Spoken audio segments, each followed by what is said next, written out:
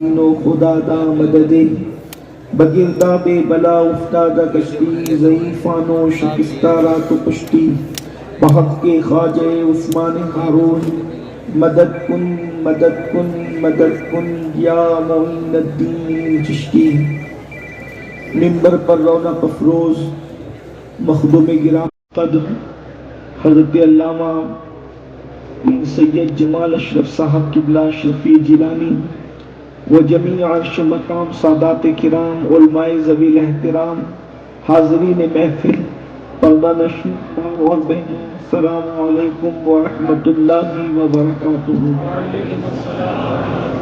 انتہائی احترام و عقیدت کے ساتھ اپنے اور ساری کائنات کے مرکز عقیدت انیس بے کسان چار دفنہ ہم غریبوں کے غمگسار ہیں فقیر سربت سے جار اہم تاجدار کرم و بہار شفاعت سب اسرات دکھانوں سے بزم جنت دامان سبل مولائے کن خط الرسل خسرو خوبا سلطاح نامکا وجہ کن فقا دل سر اللہ المخزون عالم ما کانا وما یکون آبو جانو دل اسریا مطلع ہر سعادت مقطع ہر سیادت خلاصہ کائنات فقر موجودات حضور احمد مجتبی محمد مصطفیٰ ارواحنا فدا صلی اللہ تعالی علیہ وآلہ وصحبہ وبارک وسلم کی بارگاہ بے کس پناہ میں جس طریقے سے قرآن بلند آواز سے میرے ساتھ مل کر پڑھیں الصلاۃ والسلام علیک یا رسول اللہ، الصلاۃ والسلام علیک یا نبی اللہ، الصلاۃ والسلام علیک یا حبیب اللہ وعلی آلک واصحابک یا نور اللہ صلی اللہ تعالی علیہ وسلم۔ اٹھا دو پردہ دکھا دو چہرہ کہ نور باری حجاب میں ہے، زمانہ تاریک ہو رہا ہے کہ مہر کب سے نقاب میں ہے، نہیں وہ میٹھی نگاہ والا خدا کی رحمت ہے جلوہ فرما، غضب سے ان کے خدا بچائے جلال باری عتاب میں ہے، کریم ایسا ملا کہ جس کے کھلے ہیں ہاتھ اور بھرے خزانے، بتاؤ اے مفلسوں کہ پھر کیوں تمہارا دل اضطراب میں ہے، وہ گل ہے لبہائے نازک ان کے ہزار جھڑتے ہیں پھول جن سے، گلاب گلشن میں دیکھے بلبل یہ دیکھ گلشن گلاب میں ہے، کھڑے ہیں منکر نکیر سر پر نہ کوئی حامی نہ کوئی یاور، بتا دو آ کر میرے پیمبر کے سخت مشکل جواب میں ہے، خدائے قہار ہے غضب پر کھلے ہیں بدکاریوں کے دفتر، بچا لو آ کر شفیع محشر تمہارا بندہ عذاب میں ہے، کریم اپنے کرم کا صدقہ لئیم بے قدر کو نہ شرما، تو اور رضا سے حساب لینا رضا بھی کوئی حساب میں ہے۔ آج کی یہ محفل دارالعلوم اہل سنت فیضان اشرف کے سالانہ دستار بندی کے موقع پر انعقاد پذیر ہے، اور آپ نے مجھ سے پیشتر شیخ الجامعہ سے ادارے کی کارکردگی کو سماعت کر لیا ہے۔ اللہ تبارک و تعالیٰ کی بارگاہ میں دعا ہے کہ اللہ پاک اس ادارے کو اور جتنے اہل سنت و جماعت کے ادارے تنظیمیں اور تحریکیں ہیں سب کو دن 11ویں رات 12ویں ترقی عطا فرمائے، اور اللہ پاک سب کو حوادث روزگار سے محفوظ فرمائے، اور ہم سب سے وہ کام لے لیں جس سے اللہ اور اس کے حبیب صلی اللہ علیہ وآلہ وسلم راضی ہو جائیں۔ میرے پاس بڑا مختصر سا وقت ہے، مجھے 12 بجے اپنی گفتگو مکمل کرنی تھی، لیکن 11:50 ہو رہے ہیں۔ وقت میں جتنی گنجائش رہے گی تھوڑی دیر آپ کی خدمت میں کچھ باتیں آیہ کریمہ کی جو تلاوت کی گئی ہے اس کے متعلق اللہ پاک مجھے حق کہنے اور آپ سب کو حق سن کر اس پر عمل کرنے اور اسے عام کرنے کی توفیق عطا فرمائے۔ اس وقت امت مسلمہ پوری دنیا کے اندر جن حالات سے دوچار ہیں وہ آپ کے اور ہماری نگاہوں کے سامنے ہیں۔ ہمارا مذہبی جذبہ اتنا سرد پڑ چکا ہے کہ ہمیں دیکھ کر کے اب ایسا لگتا ہے کہ اس قوم کا تعلق کبھی مذہب سے رہا تھا یا نہیں۔ حالات اتنے نازک ہیں کہ اگر دنیا کے مفاد کی خاطر انسان کو کہیں سفر کرنا پڑے تو انسان ہر سفر کرنے کے لیے تیار ہے۔ اگر دنیا کے نقصان سے بچنے کے لیے انسان کو کتنے ہی جتن کرنے پڑے تو انسان جتن کرنے کے لیے تیار ہے۔ اپنی صحت کی حفاظت کے لیے انسان کو کتنے ہی روپے خرچ کرنے پڑے تو انسان روپیہ پیسہ سب کچھ خرچ کرنے کے لیے تیار ہے۔ لیکن جب مذہب پر عمل کرنے کی بات آتی ہے تو انسان ہزار بہانے ایسے تلاش کر لیتا ہے کہ معاذ اللہ ایسا لگتا ہے کہ جیسے مذہب سے کوئی دلچسپی باقی ہی نہیں رہ گئی۔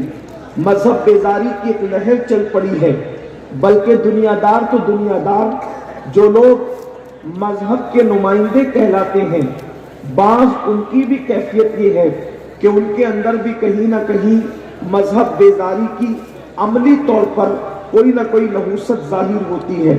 ان حالات کے اندر ایک مسلمان اگر اس کو ڈاکٹر کہہ دے کہ یہ دوا میں تمہیں دے رہا ہوں، اس کو کھانے سے آدھا گھنٹہ پہلے لینا، تو وہ مسلمان برابر صرف اپنی صحت کی حفاظت کے لیے ٹائم دیکھ کر کھانے سے آدھا گھنٹہ پہلے وہ دوا کو ضرور لے گا۔ اگر ڈاکٹر کہہ دے یہ دوا سونے سے 2 گھنٹہ پہلے تمہیں لینا ہے تو آدمی ٹائم دیکھتا رہے گا اور برابر نیند سے اور سونے سے 2 گھنٹہ پہلے اس دوا کو لینے کی کوشش کرے گا۔ آپ مجھے بتائیں میرے بھائیوں، ہم نے صحت کی حفاظت کے لیے اور اپنی جان کی حفاظت کے لیے ایک ایک سیکنڈ کا خیال کیا، ایک ایک منٹ کا خیال کیا۔ اگر ڈاکٹر نے کہا آدھا گھنٹہ پہلے کھانے سے دوا لینا تو ہم برابر لے رہے ہیں۔ اللہ اکبر، گھر سے ٹوپی لے لینا تو ہم بھول سکتے ہیں، لیکن کسی کو اگر بلڈ پریشر ہے تو وہ دوا لینا نہیں بھولتا، سفر میں بھی ساتھ ہے، شوگر والا دوا کو ساتھ لے کے چل رہا ہے۔ مجھے کوئی اعتراض نہیں، بہت اچھی بات ہے، لیکن پوچھنا یہ ہے کہ جسم کا ہم اتنا خیال کرتے ہیں، کیا اتنا ہی خیال ہم اپنی روح کا بھی کرتے ہیں؟ دنیا کے ڈاکٹر نے ہمیں دوا لینے کے لیے پابند کیا تو بارش بھی نہیں دیکھی جا رہی ہے، سردی بھی نہیں دیکھی جا رہی ہے، گرمی بھی نہیں دیکھی جا رہی ہے، کچھ نہیں دیکھ رہا انسان، لیکن ڈاکٹر کی بات پر برابر عمل کر رہا ہے۔ اگر میں ڈاکٹر کی بات پر عمل نہیں کروں گا تو صحت خراب ہو جائے گی، مزید بیمار پڑ جاؤں گا۔ اللہ اکبر، کوئی سوچتا ہے کہ کڈنی نہ فیل ہو جائے، کوئی سوچتا ہے کہ فالج نہ لگ جائے، کوئی سوچتا ہو کہ یہ نہ ہو جائے وہ نہ ہو جائے، لیکن اللہ کے بندو، روح مسلسل مجروح ہو رہی ہے، روح مسلسل کمزور ہو رہی ہے۔ اللہ اکبر، روح جسم کے اندر بے چین اور بے قرار ہو رہی ہے۔ اللہ رب العزت نے بھی تو کچھ کرنے کا حکم دیا، احکامات کا پابند بنایا۔ ڈاکٹر کے حکم کو ماننے والوں، اس کے مشورے پر عمل کرنے والوں، اس کی دی ہوئی دوا کا استعمال کرنے والوں، کیا اپنے رب کے احکامات کے حوالے سے بھی ہم اتنے ہی حساس ہیں؟ اللہ اکبر، یاد رکھنا، ایک جسم مرے گا تو جسم مرنے سے اتنا نقصان نہیں ہوگا جتنا روح کے مجروح ہونے سے نقصان ہوگا، جتنا روح کے کمزور ہونے سے نقصان ہوگا۔ اور آپ دیکھتے چلے جائیں، روح کمزور ہو رہی ہے، دل سخت ہو رہے ہیں، اسی لیے انسان گناہوں کے دلدل میں ڈوبا جا رہا ہے۔ اور انسان کہتا ہے کہ مولانا کیا کریں، حالات تیزی کے ساتھ بگڑ رہے ہیں، حالات بدل رہے ہیں، یہ ہو رہا ہے وہ ہو رہا ہے۔ حالات کا رونا رونے والوں، جو قوم ڈاکٹر کی بات کو تو اہمیت دے اور اپنے اللہ کے فرمان کو اہمیت نہ دے، اس قوم کے حالات نہ بگڑیں گے تو کس کے بگڑیں گے؟ اس قوم کو تباہی نہ ہوگی تو کس کو ہوگی؟ اس قوم کو بربادی نہ ہوگی تو کس کو ہوگی. آئیے ڈاکٹر کی باتیں ماننے والوں بالکل ماننا چاہیے, لیکن میرا اللہ بھی تو کچھ فرما رہا ہے. اللہ اکبر, میرا کریم اللہ اللہ جس نے کان عطا فرمائے, جس نے ناک عطا فرمائی, جس نے زبان عطا فرمائی, جس نے آنکھ عطا فرمائی, اس کے کلام میں وہ فرماتا ہے اللہ اکبر ان السمع والبصر والفؤاد کل اولئک کان عنہ مسئولا. اللہ اکبر, میرا اللہ فرما رہا ہے تم سے پوچھا جائے گا, تم سے سوال کیا جائے گا. کیا سوال کیا جائے گا؟ اللہ اکبر, تمہاری سماعتوں کے بارے میں کہ تم نے کیا سنا تھا, تمہاری سماعتوں کے بارے میں اللہ تم سے حساب لے گا. تمہاری بصارتوں کے بارے میں تم نے دیکھا کیا تھا, اللہ تم سے حساب لے گا. اللہ اکبر, تمہارے دل کے جذبات کیا تھے, ایک دوسرے کے لیے تم سوچتے کیا تھے, تمہارے دل میں کیا چلتا تھا, اس سلسلے میں اللہ تم سے سوال پوچھے گا, تم سے سوالات کیے جائیں گے. اب آپ مجھے بتائیں, اللہ رب العزت نے آنکھیں دی ہے لیکن آنکھوں کا مس یوز کرنے سے منع کیا ہے. اللہ نے کان دیے ہیں, کانوں سے غلط سننے سے منع فرمایا ہے. اللہ نے دل دیا ہے, اس دل کے اندر غلط سوچنے سے, حرص سے, حسد سے, بغض سے, کینے سے اللہ نے ہمیں منع فرمایا ہے. آپ مجھے بتائیں میرے آقا صلی اللہ علیہ وآلہ وسلم کے پیارے دیوانوں, ہم اللہ کی باتوں پر کتنا عمل کر رہے ہیں؟ آپ کو ایک بات بتائیں, اللہ اکبر, آج ہر انسان تقریباً 90% لوگ, غریب ہو یا امیر, اللہ اکبر, ان پڑھ ہو یا پڑھے لکھے, سب لوگوں کا ایک مسئلہ ہے, مولانا سکون نہیں ہے, مولانا چین نہیں ہے, مولانا قرار نہیں ہے. آپ مجھے بتائیں, چین تو دل میں آتا ہے, قرار تو دل میں آتا ہے, سکون تو دل میں آتا ہے. آپ بتائیے جس دل کے اندر گناہ کی محبت پیدا ہو جائے اس دل میں سکون کیسے ہو سکتا ہے؟ جس دل کے اندر کسی سے حسد پیدا ہو جائے اس دل میں سکون کیسے ہو سکتا ہے؟ جس دل کے اندر کسی کے لیے کینہ پیدا ہو جائے اس دل کو سکون کیسے مل سکتا ہے؟ سن لو, نیند کی 2 گولیاں کھا کر بھی بستروں پر بے قراری کے ساتھ, بے چینی کے ساتھ کروٹیں بدلنے والوں, جب تک دلوں میں حسد کا کتا بیٹھا ہوگا اس وقت تک تمہیں سکون نہیں مل سکتا. جب تک کہ دلوں کے اندر نفرتوں کا خنزیر بیٹھا ہوگا اس وقت تک قرار کی نیند نہیں آ سکتی. یاد رکھنا, دولت کے بلبوتے پر انسان نرم گدے تو خرید سکتا ہے مگر دولت کے بلبوتے پر انسان سکون کی نیند نہیں خرید سکتا. اللہ کے بندو, اللہ تبارک و تعالیٰ فرما رہا ہے تم سے تمہاری سماعتوں کے بارے میں, بصارتوں کے بارے میں, دل کے خیالات کے بارے میں اللہ حساب لے گا. بتاؤ اس کے لیے کیا کیا, ہم کیا دیکھ رہے ہیں؟ اللہ اکبر, میری قوم کے جوان, وہ جوان جو پوری قوم کا سرمایہ ہے, وہ جوان جو قوم کا مقدر ہے, وہ جوان اللہ اکبر جو انقلاب کا دائی ہے, وہ جوان جو اللہ اکبر, جس قوم کا جوان متقی پرہیزگار ہو جاتا ہے اس قوم کی تاریخ سنہری حرفوں سے لکھی جاتی ہے. اور جس قوم کا جوان آوارہ ہو جائے, جس قوم کا جوان عیاش ہو جائے, جس قوم کا جوان مجرم ہو جائے, جس قوم کا جوان اللہ اکبر حرام پر اس کی توجہ زیادہ ہو اور حلال سے اس کی توجہ ہٹ جائے, پھر اس قوم کا ہوتا کیا ہے؟ اب کتنا بڑا مجمع ہے, ہزاروں عاشقان رسول یہاں پر موجود ہیں. آپ سے پوچھنا چاہتا ہوں, اللہ فرما رہا ہے تمہارے کان اور تمہاری آنکھوں کے بارے میں حساب لیں گے, تم سے سوال کریں گے. ذرا ہر آدمی اپنے آپ میں ڈوب کر تو سوچے, آنکھوں سے دیکھتے کیا ہے, نگاہوں کا حال کیا ہے, نگاہوں کی کیفیت کیا ہے؟ آج ہم نے اپنی آنکھوں کو آوارہ بنا دیا. اللہ اکبر, لوگ کہتے ہیں نماز میں لذت نہیں آتی, نماز میں لذت کیوں نہیں آتی؟ اللہ اکبر, سید الطائفہ حضرت جنید بغدادی رضی اللہ تعالیٰ عنہ سے کسی نے پوچھا تھا, سرکار مجھے نماز میں لذت نہیں آتی. آپ نے ارشاد فرمایا شاید تو نے کسی زانی کے آنکھوں میں جھانک لیا ہے, شاید تو نے کسی زانی کی آنکھوں میں جھانک لیا ہے, اس لیے تجھے نماز میں لذت نہیں آتی. پوچھنا چاہتا ہوں, مجھے بتاؤ جو زانی کی آنکھوں میں جھانک لیتا ہے اللہ اللہ اس سے لذت چھین لیتا ہے.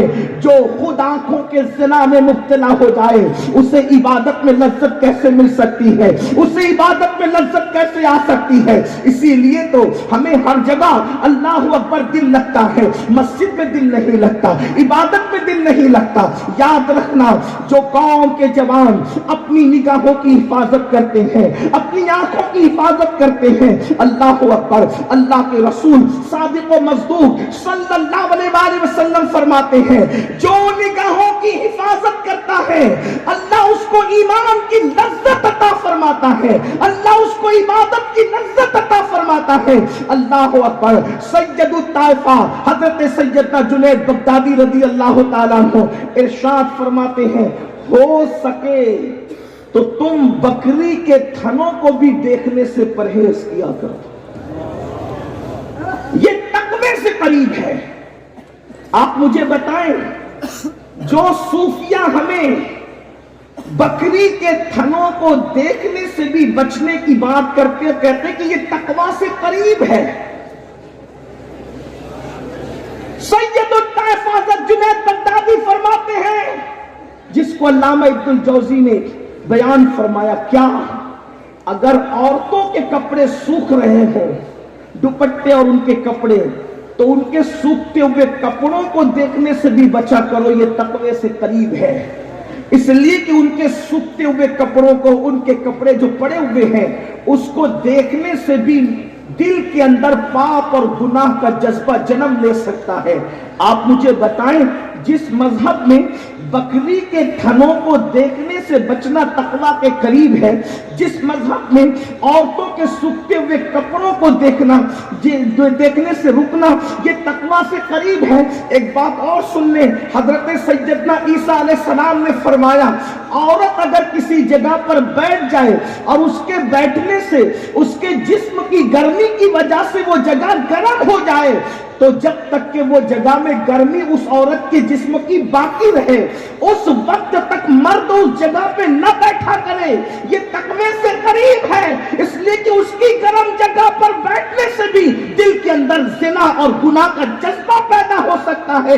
آپ مجھے بتائیں جو مذہب تقوی کی بنیاد پر بکری کے تھنوں سے احتیاط کا حکم دے، جو مذہب تقوی کی بنیاد پر عورتوں کے سوکھتے ہوئے کپڑوں کو دیکھنے سے پرہیز کا حکم دے، جو مذہب عورتوں کی بیٹھی ہوئی جگہ جب اس کے بیٹھنے سے گرم ہو جائے اس کو اس جگہ پر بیٹھنے سے پرہیز کا حکم دے، اگر آج اس قوم کے جوان زنا کی فلمیں رات کے 3 بجے تک دیکھیں تو پھر اس قوم کا کیا ہوگا؟ اس قوم کو ترقی کیسے ملے گی؟ میں کسی اور کی بات نہیں کرتا، اپنے آپ میں ڈوب کر سوچو. مجھے نہیں پتا تم کیا کرتے ہو لیکن اپنے آپ میں ڈوب کر کے سوچو، ذرا توجہ تو کرو. اللہ تمہاری آنکھوں کے بارے میں تم سے پوچھے گا کہ تم نے کیا دیکھا ہے اور کیا دیکھ رہے ہو.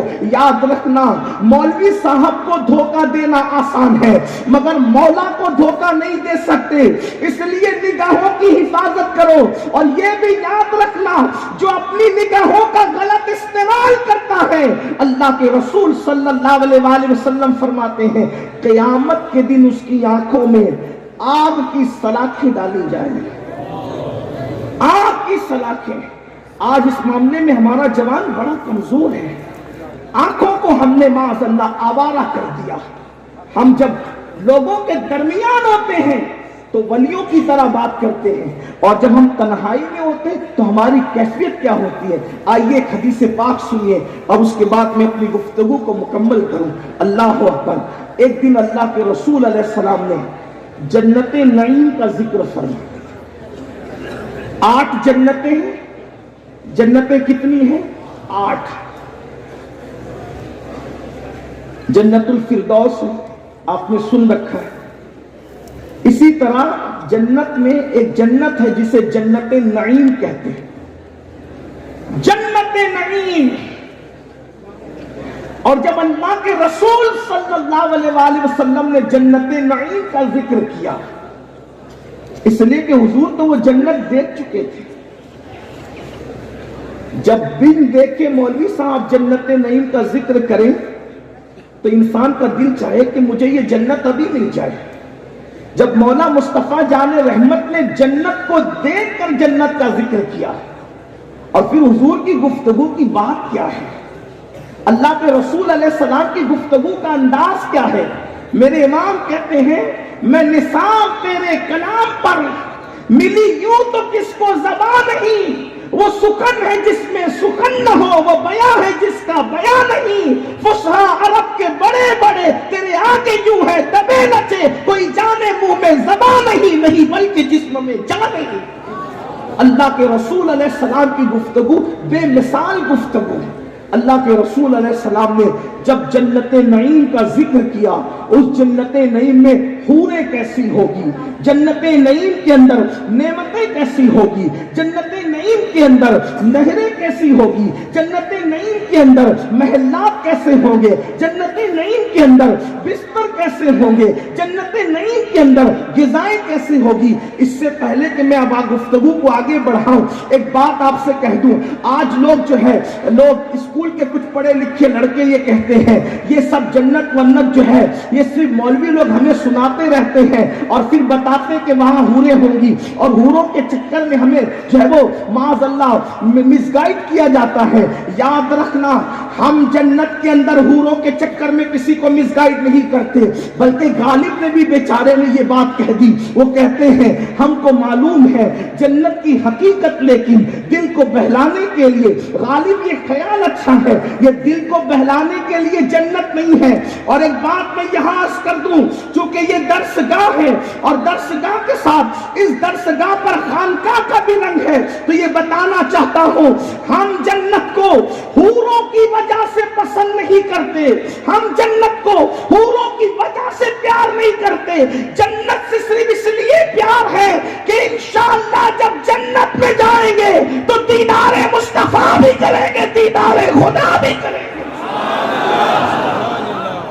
یہ جو باتیں کہی جا رہی ہے کہ مسلم جوانوں کو مس گائیڈ کیا جاتا ہے حوروں کے نام پر، ارے حور کیا ہے، حوروں کی اہمیت اپنی جگہ ہے، لیکن یہ بھی بتایا گیا کہ جب مسلمانوں کی بیویاں جنت میں جائے گی تو حوروں سے زیادہ اللہ مسلمانوں کی بیویوں کو حسن عطا فرما دے گا۔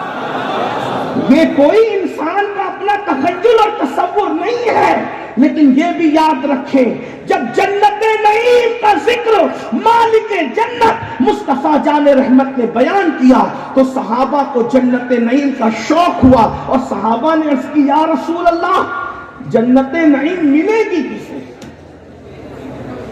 اتنی یہ خوبصورت جنت ہے، وہ ملے گی کسے؟ آقا نے کتنی آسان بات کہہ دی جنت نعیم کے حصول کے لیے، وہ تو نہایت سستا سودا بیچ رہے ہیں، جنت کا ہم مفلس کیا مول چکائیں، اپنا ہاتھ ہی خالی ہے۔ صحابہ نے کہا یا رسول اللہ یہ حسین و خوبصورت جنت نعیم کس کو ملے گی؟ آقا نے ارشاد فرمایا کوئی خوبصورت عورت کسی مرد کے سامنے آ جائے اور مرد کی نظر اٹھ جائے، اور کوئی مرد اس تصور کے ساتھ کہ اللہ مجھے دیکھ رہا ہے اس عورت سے اپنی نظر کو پھیر لے گا، اللہ اس کو بے حساب جنت نعیم میں داخل فرما دے گا۔ جنت نعیم کا داخلہ صرف اس بنیاد پر ملے گا کہ ایسا کوئی حسن جو آپ کو دعوت نظارہ دے رہا ہو، ایسا کوئی حسن جو آپ کو گناہ کی طرف لے جا رہا ہو، ایسا کوئی حسن جو آپ کو جرائم کی طرف لے جا رہا ہو، ایسا کوئی حسن جو آپ کو زنا کی طرف لے جا رہا ہو، اور اس حسن کو دیکھنے سے آپ نظریں اس لیے جھکا لیں کہ اللہ مجھے دیکھ رہا ہے، اللہ پاک اسی وقت تمہیں جنت نعیم کا بے حساب مستحق قرار دے گا۔ اللہ تبارک و تعالی ہمیں آپ کو عمل کی توفیق عطا فرمائے۔ ذہن میں مضامین بہت آتے ہیں لیکن وقت کی قلت دامنگیر ہے، اسی پر میں اپنی گفتگو کو مکمل کرتا ہوں اس دعا کے ساتھ اللہ پاک سب سے پہلے مجھے اور آپ سب کو عمل کی توفیق عطا فرمائے۔ گفتگو کے درمیان اگر کوئی غلطی ہو گئی ہو اللہ تبارک و تعالی معاف فرمائے۔ استغفر اللہ ربی من کل ذنب واتوب الیہ وما علینا الا البلاغ۔ السلام علیکم ورحمۃ اللہ۔